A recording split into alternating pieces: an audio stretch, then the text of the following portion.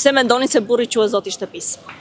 Tashi, mendojmë që burri është i zoti i shtëpisë, në kohët më përpara ka qenë diçka që burri sillte lekun në shtëpi, për shembull bonte punët më vështira të shtëpisë.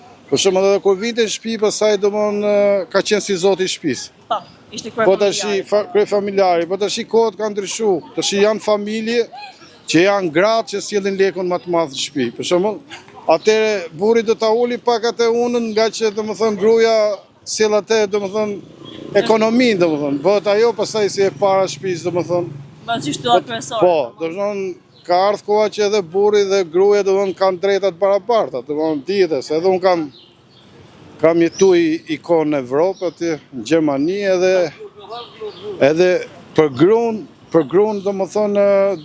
ka ligje shumë të forta. Shumë i kanë qenë ligjet shumë të rrepta dhe shumë të forta. Edhe kështu, është si familje. Edhe këtu në Shqipëri, për shembull, kur kujton ato kohë që kanë qenë kohët e zakoneve më përpara që do ulesh gruaja, ti lante kamët burrit me legen ose miku të shtëpisë. Edhe kështu e tjera disa gjëra zakone prapanike që tash kanë ndryshuar çdo gjë. Ke parasysh?